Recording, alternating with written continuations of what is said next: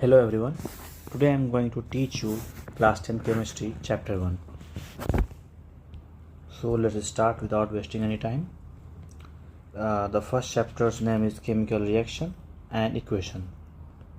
In this we are in this chapter हम लोग पढ़ने वाले हैं कि केमिकल रिएक्शन क्या होता है और इक्वेशन और उससे हम इक्वेशन कैसे बनाते हैं. बेसिकली केमिकल रिएक्शन होता क्या है पहले ही जानेंगे हम. केमिकल रिएक्शन होता क्या है, फिर समझेंगे फिर इक्वेशन क्या है और उनसे हम इक्वेशन कैसे बनाते हैं. हमने अभी तक पुराने क्लासेस में पढ़ा है कि what do mean by physical change and what do mean by chemical change. अगर आपको याद हो तो ठीक है, तो मैं एक गो थ्रू आपको फिजिकल चेंज केमिकल चेंज करवा देता हूँ कि दोनों में फिजिकल चेंज क्या होता है और केमिकल चेंज क्या होता है. देखिए मैं कुछ एग्जांपल थोड़ा आपको बताता हूँ. फिजिकल चेंज क्या होता है, केमिकल चेंज क्या होता है. जैसे आप मेल्टिंग ऑफ आइसक्रीम, आप आइसक्रीम खाते होंगे, आइसक्रीम सॉलिड फॉर्म में था, वो मेल्ट हो गया, लिक्विड फॉर्म में हो गया, तो ये आपने प्रॉपर्टी चेंज नहीं हुआ, बस उसकी चेंज बस सॉलिड से लिक्विड में हुआ बस वो. तो बस फिजिकल प्रॉपर्टी हमने चेंज किया उसका बस, तो इससे वो प्रॉपर केमिकली चेंज नहीं हुआ है, इसलिए फिजिकल चेंज हुआ. और केमिकल में देख लो, अगर आप सेब को रखते हो मतलब कि आप एप्पल या सेब जो भी कहो उसको आप अगर आप देखते होगे, आप अगर सेब को आधा काट के उसमें रख दिया है तो वो जैसे से ब्राउनिश कलर का हो जाता है, वो अलग ऑक्सीडाइज हो जाता है, उसमें वो केमिकल चेंज आ जाता है, तो उसे केमिकल चेंज कहेंगे. ठीक है, ऐसे ही बहुत सारे, जैसे boiling of water physical change हो गया आपको. रस्टिंग केमिकल चेंज है. कंबशन केमिकल चेंज है आपका.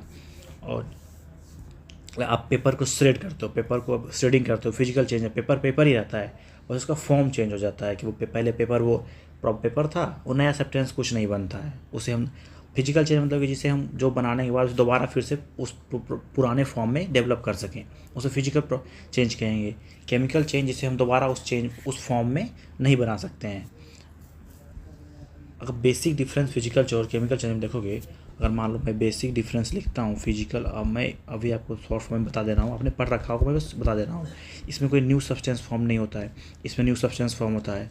इसमें द केमिकल प्रॉपर्टीज़ चेंज नहीं होते हैं, इसे केमिकल प्रॉपर्टीज चेंज होते हैं.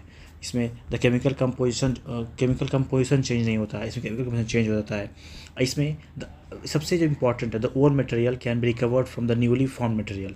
मतलब कि जो ओल्ड मटेरियल है, जो आपने मान लो पेपर को श्रेड करके मतलब कि आपने पतले पतले स्ट्रिप में काट दिया, तो उसे आप बाद में फिर पेपर चेंज कर सकते हो. लेकिन अब आप इससे मान लो आपने दही है, मिल्क को आपने अगर एक बार कर्ड बना दिया तो वो दोबारा मिल्क नहीं बन सकता है. ठीक है, तो ये आप थोड़ा ध्यान रखेंगे इस चीज़ को. ठीक है, तो ये इससे आप डायरेक्टली पता कर पाएंगे फिजिकल चेंज है या केमिकल चेंज है. जिसे आप वापस चेंज कर सकते हैं वो फिजिकल चेंज है, जिसे आप वापस चेंज नहीं कर सकते वो केमिकल चेंज है. और इस चैप्टर में बस हम फिजिकल चेंज तो आपने जहाँ रखा, केमिकल चेंज के बारे में पढ़ने वाले हैं. बेसिक केमिकल चेंज कैसे होता है और क्यों होता है और कितने तरह का केमिकल चेंज होता है, केमिकल रिएक्शन क्या होता है. ठीक है, इस तरह की चीज़ें हम इस चैप्टर में पढ़ने वाले हैं.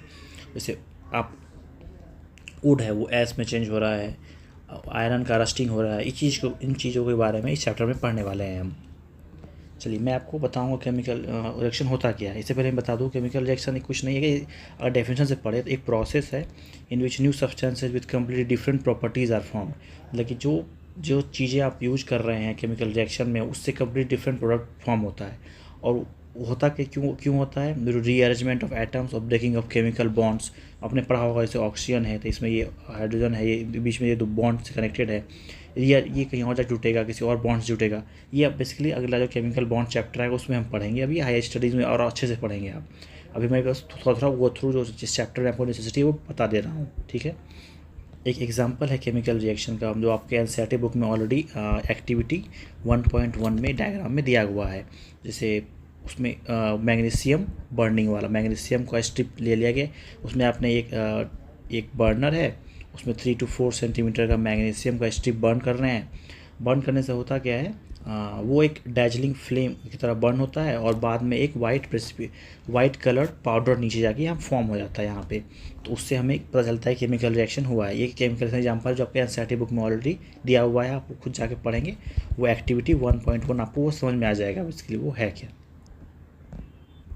लेकिन हमने जो ये एक्टिविटी देखा तो हमें ये पता कैसे चलेगा कि केमिकल रिएक्शन हुआ है कि नहीं हुआ है. केमिकल रिएक्शन डिटरमाइन करने के लिए जैसे 4-5 प्रोसेस है. जैसे मान लीजिए तरीका है, मान लीजिए उसका स्टेट में चेंज आ जाएगा, मान लीजिए सॉलिड टू गैस आ जाएगा। कैम्फर का एग्जाम्पल ले सकते हैं आप। कैम्फर सॉलिड स्टेट में होता है, जब उसे बर्न करते हैं तो वो सब लिटरली गैस फॉर्म में चला जाता है, तो वो भी केमिकल रिएक्शन है। चेंज इन कलर, अपने कलर का एग्जांपल ले सकते हैं। आप यहाँ सिट्रिक एसिड को आप पोटासियम एंड परमैंगनेट मतलब KMnO4, ये पर्पल कलर का होता है। जब आप रिएक्ट करवाएंगे तो ये बनेगा, जो प्रोडक्ट बनेगा वो कलरलेस हो जाता है, कलरलेस फॉर्म होगा। ठीक है, चेंज इन कलर दे सकते हैं।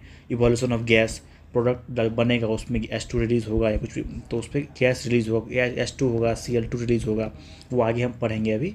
अगर कुछ रिलीज़ हो रहा है गैस तो इवोल्यूशन ऑफ गैस होता है। टेम्परेचर में चेंज आ रहा है, प्रेसिपिटेट बन जा रहा है। जैसे अभी हमने ये वाला रिएक्शन देखा मैग्नीशियम में, एक वाइट पाउडर बन जा रहा था किसी चारों बगल, तो वाइट प्रेसिपिटेट फॉर्म हो रहा था। ठीक है, तो chemical types of chemical reaction पहले से पढ़ने से पहले हम ही जानते हैं केमिकल इक्वेशन क्या होता है। केमिकल इक्वेशन कुछ नहीं, बस एक डिस्क्रिप्शन है बताने का किसी भी ऐसे आपने अभी मैंने एक्टिविटी 1.1 के बारे में मैंने बताया कि मैग्नीशियम रिबन जो आपने बर्न किया उसे हम लिख किस तरह सकते हैं, उसको डिस्क्राइब किस तरह कर सकते हैं, उसका डिस्क्रिप्शन कैसे दे सकते हैं इसके लिए। जैसे मान लीजिए आप एग्जांपल ले सकते हैं बर्निंग ऑफ मैग्नीशियम रिबन वाला, Mg+O2 + MgO, ये तरीका है बताने का, इसे केमिकल इक्वेशन कहते हैं। ठीक है, और केमिकल इक्वेशन अगर जानने से पहले अगर जान लिया, उसके बाद एक आता है कि balanced and unbalanced chemical reaction.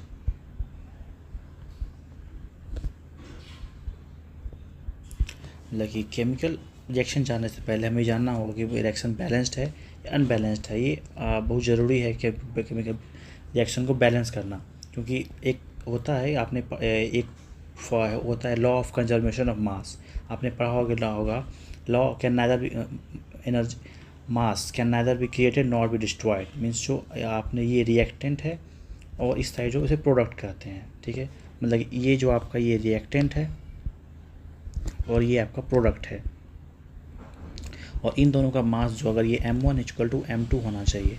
मतलब इसलिए आपको रिएक्शन अगर आप Mg+O2 करते हो, अगर आपका ये MgO बन जाता है, ठीक है, इसमें आपका रिएक्शन बैलेंस नहीं है अभी। मतलब कि आप इसके मास अलग है, इसका मास डिफरेंट है, ये लॉ ऑफ कंजर्वेशन ऑफ मास को वायलेट कर रहा है, तो ये नहीं हो सकता है। आपको इसके लिए पहले बैलेंस केमिकल इक्वेशन लिखना होगा ताकि law of conservation of mass violate भी ना हो। ये एक रूल है इस law of conservation of mass. आपको बैलेंस केमिकल इक्वेशन, आप इसे कैसे बैलेंस करोगे? अगर आपको बैलेंसिंग आती है, ठीक है, तो मैं बता देता हूँ। अगर Mg है O2 मैग्नीशियम ऑक्साइड रिएक्ट करेगा तो मैग्नीशियम ऑक्साइड बनेगा। अभी आप देख रहे हो अनबैलेंस्ड क्यों, इसे हम क्यों बोल रहे हैं कि बैलेंस नहीं है? इसमें ऑक्सीजन के 2 मॉलिक्यूल एटम है, इसमें ऑक्सीजन की एक ही एटम है, देख रहे हो आप, तो ये अनबैलेंस नहीं है। मैग्नीशियम में एक बैलेंस है। बैलेंसिंग में जो सबसे पहला जो मैक्सिमम होता है उससे हम सबसे पहले बैलेंस करते हैं। ठीक है, जो मैक्सिमम अमाउंट दिया रहता है, तो ऑक्सीजन मैक्सिमम अमाउंट में ऑक्सीजन 2 दिया हुआ है। अगर यहाँ हम 2 डाल देते हैं तो देखिए हमारा ऑक्सीजन तो बैलेंस हो गया, ऑक्सीजन में हमने बैलेंस कर। लेकिन अब क्या देख रहे हैं कि मैग्नीशियम 2 हो गया, यहाँ सिंगल हो गया, फिर यहाँ अगर 2 लिख देते हैं, अब देख रहे हैं कि हमारा प्रॉपर ये अब मैग्नीशियम भी बैलेंस्ड है और ऑक्सीजन भी बैलेंस्ड है। अब इसे हम बैलेंस्ड केमिकल रिएक्शन कहते हैं। और एक बात, अगर जो रिएक्शन अनबैलेंस्ड है, जो कि उसे हम स्केलेटल रिएक्शन कहते हैं। ठीक है, और इसे हम बैलेंस्ड रिएक्शन कहते हैं। ठीक है, अब हम स्टार्ट करते हैं टाइप्स ऑफ केमिकल रिएक्शन। ठीक है, पहला है हमारा कम्बिनेशन रिएक्शन। इसमें पहला है कम्बिनेशन रिएक्शन। इसमें क्या होता है, दो रिएक्टेंट मिलके एक प्रोडक्ट बनाते हैं। ठीक है, ये इन्हें हम रिएक्टेंट कहते हैं और ये हमारा प्रोडक्ट है। ठीक है, दो तीन कुछ भी रिएक्ट 2 हो या 3 हो, सब मिल के और ये सिंगल प्रोडक्ट बनाएंगे। ठीक है, जैसे मान लीजिए A+B मिल के AB सिंगल, ये मिल के ये दो रिएक्टेंट है हमारे, मिल के सिंगल प्रोडक्ट बना रहे हैं। ठीक है, आप अगर NCERT में आपने एक देखा होगा एक्टिविटी 1.4 में दिया हुआ है, जैसे मान लो ये वाला कैल्शियम ऑक्साइड और ये बेसिकली यही है। एक्टिविटी 1.4 में यही हमारा बताया गया है क्या होता है, इसे हम क्विक लाइम बोलते हैं। ठीक है, अगर ये वाटर के साथ रिएक्ट करता है तो ये आप कैल्शियम सिंगल प्रोडक्ट बनाया कैल्शियम हाइड्रोक्साइड, और उसमें कुछ हीट रिलीज होता है। क्यों होता है और इसे हम क्या कहते हैं? इसे हम एक्सोथर्मिक रिएक्शन कहते हैं। अभी मैं बताऊंगा ठीक है, जैसे हम बताऊंगा भाई एक्सोथर्मिक क्या होता है, एंडोथर्मिक क्या होता है, मैं बताऊंगा भाई आपको आगे चलकर। वैसे इतना जानिए, ये कम्बिनेशन रिएक्शन है। इसमें कैल्शियम ऑक्साइड क्विक लाइम कहते हैं इसे, ऑक्सीजन से रिएक्ट करे तो ये आपको जाके बन जाता है CaOH, इसे बन जाएगा आपको जाके स्लेक्ट लाइम। ठीक है, ये आपने अपने घर में देखा भी होगा। अगर आपने चूने देखा होगा, अगर आप चूना को अगर हम पानी मिलाते हैं तो आप देखते हो चूना गर्म हो जाता है और वो काफ़ी हीट रिलीज करता है। ठीक है, तो जिनके घर में आप जैसे बोल सकते हैं चूने की पुताई जिन्होंने देखी होगी वो देखे होंगे कि वो आप हीट जनरेट, काफ़ी हीट निकलता है उससे, और ठीक है, जिससे कि हम घर की वाइट वॉशिंग में इस्तेमाल करते हैं। ठीक है, अब सिंपली समझिए, सिंपली अगर बोला जाए कम्बिनेशन रिएक्शन क्या होता है कि जिसमें दो या दो से ज़्यादा रिएक्टेंट मिल के सिंगल प्रोडक्ट बनाते हैं, उसे हम बोलेंगे कम्बिनेशन रिएक्शन। ठीक है, अब इससे ज़्यादा अब आगे बढ़ते हैं। दूसरा कम्बिनेशन में डिकम्पोजिशन रिएक्शन, दूसरे रिएक्शन की ओर बढ़ते कहते हैं। ठीक है, मैं बताना भूल गया, डबल डिकम्पोजिशन से पहले मैं कुछ एग्जांपल बता देता हूँ कम्बिनेशन रिएक्शन के। जैसे मान लीजिए बर्निंग ऑफ कोल हो गया आपका, ठीक है, जैसे कार्बन सॉलिड प्लस ऑक्सीजन जब अगर रिएक्ट होते हैं तो CO2, यहाँ आप देख रहे हैं कि दो मिलके एक बना रहे हैं, दो रिएक्टर मिलके एक बना रहे हैं। उसके बाद फॉर्मेशन ऑफ वाटर आप ले सकते हैं एग्जांपल। ठीक है, ये सब एग्जांपल आपका जाके कम्बिनेशन रिएक्शन है। ठीक है, फॉर्मेशन ऑफ वाटर में क्या होता है, अगर हाइड्रोजन मिलके ऑक्सीजन से होता है तो H2O बनता है। ये बैलेंस नहीं है, आप बैलेंस कर लो इसे, 3 केमिकल रिएक्शन। ये सब आपका कम्बिनेशन रिएक्शन है सारे। ठीक है, इससे आगे बढ़ने के पहले बस मैं ये बता दूं कि एक अगर आपको ज़रूरत पड़ेगी, एक होता है एक्सोथर्मिक रिएक्शन, एक होता है एंडोथर्मिक रिएक्शन। एक्सोथर्मिक वैसे रिएक्शन होते हैं जिसमें अगर आपको हीट रिलीज होता है मैक्सिमम अमाउंट में, जैसे ये वाला रिएक्शन होने के बाद रिएक्शन होगा, उसके बाद हीट रिलीज होगा या हीट जनरेट होता है, उसे बोलेंगे हम एक्सोथर्मिक रिएक्शन। और जैसे मैग्नीशियम, आप एग्जांपल ले लो मैग्नीशियम रिबन को, तो मैग्नीशियम ऑक्साइड बन रहा है वाइट, लेकिन उसके साथ में बहुत ज़्यादा हीट रिलीज होता है, इसे हम एक्सोथर्मिक रिएक्शन बोलेंगे। और इंडोथर्मिक रिएक्शन में क्या होता है, अब आगे वो आपको डिकम्पोजिशन रिएक्शन में मैं यहाँ बताऊँगा, या उसमें हीट देना पड़ेगा। जैसे आपको उस रिएक्शन को जनरेट करने के, प्रोडक्ट जनरेट करने के लिए आपको उसमें कुछ हीट एक्स्ट्रा अलग से हीट प्रोवाइड करना पड़ेगा, उसे आप इंडोथर्मिक रिएक्शन बोलते हैं। देखिए, अब हम पढ़ने वाले हैं डिकम्पोजिशन रिएक्शन। ये और कुछ नहीं, जो हमने पढ़ा कम्बिनेशन रिएक्शन उसका उल्टा है बेसिकली। कम्बिनेशन में क्या, रिएक्शन में क्या हो रहा था, दो या दो से ज़्यादा प्रोडक्ट मिलके सिंगल प्रोडक्ट बना रहे थे। और डिकम्पोजिशन में क्या पढ़ते हैं हम कि सिंगल प्रोडक्ट टूट करके दो या दो से ज़्यादा प्रोडक्ट बना रहे होते हैं, मतलब सिंगल रिएक्टेंट, सॉरी उल्टा बोल दिया, सिंगल रिएक्टेंट टूट के दो या दो से ज़्यादा प्रोडक्ट बना रहे हैं। जैसे आपने ये देखो फेरस SiO4, फेरस सल्फेट, ये को हम प्रॉपर हीट देंगे। ये आपने ये भी बताया होगा, मैंने बताया होगा, कम्बिनेशन रिएक्शन ना सारे लगभग एक्सोथर्मिक रिएक्शन होते हैं। इनमें जो होता है हीट रिलीज होता है। और डिकम्पोजिशन रिएक्शन होता है, इसमें हम एक से मिलके ज़्यादा तोड़ बना रहे हैं, तो इसमें हीट हमें प्रोवाइड करना पड़ता है। ये एंडोथर्मिक रिएक्शन होते हैं, इनमें हीट हमें देना पड़ता है, हीट रिलीज नहीं होता है। इसमें अब यहाँ लिखा हुआ है सिंगल रिएक्टेंट ब्रेक्स इनटू 2 और मोर सिंपलर सब्सटेंसेस। ठीक है, दे रिएक्शन रिक्वायर एनर्जी। इस तरह के रिएक्शन, अगर आपको कोई चीज़ स्ट्रॉन्ग है मान लीजिए, तो आपको उसे एनर्जी देना पड़ेगा तोड़ने के लिए, इसलिए हमें इस इंडोथर्मिक रिएक्शन होता है। ठीक है, और एनर्जी आपको ज़रूरी नहीं कि हीट के फॉर्म में ही हो, आप हीट के फॉर्म में दे सकते हो, लाइट के फॉर्म में दे सकते हो, इलेक्ट्रिसिटी के फॉर्म में दे सकते हो। जैसे बेसिकली आप एग्जांपल ले लो एक थर्मल डिकम्पोजिशन का, मतलब कि हीट के फॉर्म में दे रहे हैं। फेरस सल्फेट को अगर हम अगर प्रॉपर अमाउंट हीट करते हैं तो ferrous oxide plus SO2, sulphur trioxide तीनों बनता है। ठीक है, और उसके बाद अगर हम अब एग्जांपल ले लेते हैं एक और इलेक्ट्रोलाइटिक डिकम्पोजिशन का। आपने अगर हाइड्रोजन को अगर हम प्रॉपर इलेक्ट्रिसिटी में प्रोवाइड करवाते हैं, मान लीजिए यहाँ हाइड्रोजन है, इसमें इलेक्ट्रिसिटी में ब्रेक करते हैं तो ये हाइड्रोजन और ऑक्सीजन में ये टूट जाता है। ठीक है, ये भी डिकम्पोजिशन रिएक्शन ही है, लेकिन ये आपको थर्मल नहीं है, हमने एनर्जी हीट के थ्रू नहीं, हमने एनर्जी इलेक्ट्रिसिटी के थ्रू प्रोवाइड की है। ठीक है, और एक होता है फोटोलाइटिक रिएक्शन या डिकम्पोजिशन। इसमें क्या होता है, एनर्जी हम ना हीट से करते हैं ना इलेक्ट्रिसिटी करते हैं, इसमें हम यूज करते हैं सनलाइट का यूज करते हैं। जैसे AgCl आपको इसमें अगर प्रॉपर हीट का एक डायरेक्शन होता है, मतलब कि आपने जैसे हीट के लिए सिंबल ट्रायंगल यूज होता है, इलेक्ट्रिसिटी के लिए मान लीजिए आप इलेक्ट्रिसिटी लिखते हैं और अगर सनलाइट यूज कर रहा है तो सनलाइट का डायरेक्ट ऐसे सनलाइट बना सकते हैं आप। तो इसमें AgCl Ag + Cl2 बनता है, ठीक है। ये आपका हो गया, ये जो लिखा हुआ है ये आपको बैलेंस नहीं, ये बैलेंस रिएक्शन है, ये स्केलेटन रिएक्शन है। तो ये AgCl आपको बना, सनलाइट दिया गया, बस कैल्शियम और क्लोराइड निकलता है, ठीक है। इसके अब देखिए आप समझ गए। अब इसके बाद हम पढ़ेंगे डिस्प्लेसमेंट रिएक्शन के बारे में, ठीक है। अब हम बेसिकली पढ़ने वाले हैं डिस्प्लेसमेंट रिएक्शन। इसमें होता क्या है, डेफिनेशन से जाए तो chemical reaction in which more reactive element, जो रिएक्टिव ज़्यादा एलिमेंट है, displaces less reactive element from its salt solution. Salt solution कुछ नहीं, जो आगे जो चैप्टर आएगा उसमें और बताएंगे सॉल्ट सॉल्यूशन होता क्या है। मतलब कि मैग्नीज कोई भी मेटल अगर सल्फर जुटा, अब आगे मैं आपको कभी बताऊँगा। जैसे मतलब CuSO4 हो गया, ये आपका सॉल्ट सॉल्यूशन है, ठीक है।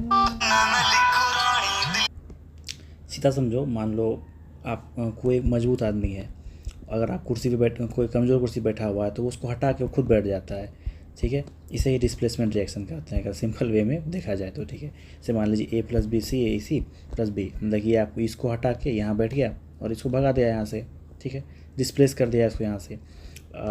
डिस्प्लेसमेंट रिएक्शन क्या होता है बेसिकली, अगर ये वाला आप एग्जांपल ले लो, iron nail copper sulphate solution. Copper ferrous जो होता है मोर रिएक्टिव होता है कॉपर से। आप activity series, metal reactivity series में पढ़ोगे कि कॉपर जो है लेस रिएक्टिव है आयरन से, आयरन मोर रिएक्टिव है, तो ये इसे रिप्लेस कर देता है, फिर सल्फेट और कॉपर रिलीज हो जाता है। और डबल डिस्प्लेसमेंट, इसके बाद आता है double displacement reaction, in reaction in which 2 compounds react by an exchange of ions from 2 new compounds to 2 new compounds typically involves the formation of an insoluble precipitate, ठीक है। इसमें आप देखेंगे कि प्रेसिपिटेट का फॉर्मेशन होता है। रिएक्शन ले लीजिए, प्रेसिपिटेशन रिएक्शन भी कहते हैं इसी तरह से। अगर Na2SO4 BaCl2 से रिएक्ट, इसे कहते हैं आपको जाके सोडियम सल्फेट। सोडियम सल्फेट अगर बेरियम क्लोराइड से रिएक्ट करेगा तो ये आपको बनाएगा बेरियम सल्फेट। ये आपको precipitate create, barium sulphate precipitate form में होता है, जो कि वाइट प्रेसिपिटेट के फॉर्म में बन जाता है, और इसमें आपको ये सोडियम क्लोराइड निकलता है, ठीक है। ये आपको सॉलिड में है, ये प्रेसिपिटेट फॉर्म में होता है, प्रेसिपिटेट इसी का बनता है, ठीक है। उसके बाद एट लास्ट हमारा आता है ऑक्सीडेशन एंड रिडक्शन रिएक्शन। ये दोनों अलग रिएक्शन है, ऑक्सीडेशन अलग रिएक्शन है, रिडक्शन अलग रिएक्शन है, लेकिन दोनों मिल के जब दोनों साथ होते हैं तो उसे हम रेडॉक्स रिएक्शन कहते हैं। ऑक्सीडेशन रिएक्शन सिंपली समझो, आप अगर कॉपर अगर ऑक्सीजन से रिएक्ट कर रहा है, कुछ हीट लगेगा आपको तो CuO बनाएगा। आपको ऑक्सीडेशन का मतलब होता है एडिशन ऑफ ऑक्सीजन या रिमूवल ऑफ हाइड्रोजन, ठीक है। और रिडक्शन का मतलब होता है एडिशन ऑफ हाइड्रोजन या रिमूवल ऑफ ऑक्सीजन, ठीक है। आप यहाँ देख रहे हैं कि कॉपर में एडिशन हुआ है ऑक्सीजन का, तो ये हो गया आपको ऑक्सीडेशन रिएक्शन, ठीक है। और रिडॉक्स रिएक्शन में क्या होता है बेसिकली, आप देखो इसी को अगर कॉपर ऑक्साइड को हाइड्रोजन से रिएक्ट करवाऊँ तो ये Cu + H2O बन गया, ठीक है। ये आपका रिडक्शन, ये आपका ऑक्सीजन इससे हट गया तो ये रिडक्शन रिएक्शन है, ठीक है। आपसे इसमें ये आपका, इसमें ऑक्सीजन जुट रहा था, इसमें ऑक्सीजन एडिशन ऑफ ऑक्सीजन कहलाता है आपका oxidation, and removal of oxygen कहलाता है आपको जाके और रिडक्शन। तो इसमें आपका ऑक्सीजन का रिमूवल हो गया है, तो ये आपका होगा रिडक्शन रिएक्शन, ठीक है। अब आप देखेंगे कि दोनों साथ में हो। अब आप देखेंगे अगर ऑक्सीडेशन और रिडक्शन दोनों साथ में हो तो हम उसे बोलेंगे रिडक्स रिएक्शन। इसका एग्जांपल ले लो आप, अगर मैग्नीशियम ऑक्साइड अगर हम हाइड्रोजन को रिएक्ट करते हैं तो ये आपको बनेगा, ये बैलेंस नहीं है, इसे हम बैलेंस कर देते, ये बैलेंस है। अब यहाँ आप देखो ये ऑक्सीजन है, इसमें ये आ जाके ऑक्सीजन यहाँ पे रिमूव हो गया तो ये आपको रिडक्शन हो गया यहाँ पे। और यहाँ पे हाइड्रोजन देखो, यहाँ पे आप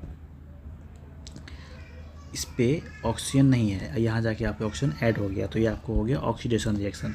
तो मतलब एक ही रिएक्शन में ऑक्सीडेशन भी हो रहा है और रिडक्शन भी हो रहा है, तो ये आपको हो गया रिडॉक्स रिएक्शन। जिसमें दोनों हो जाए तो ये हो जाएगा आपको रिडॉक्स रिएक्शन, ठीक है। अब कुछ इफ़ेक्ट्स होते हैं ऑक्सीडेशन हमारे एवरीडे लाइफ में ऑक्सीडेशन रिडक्शन के।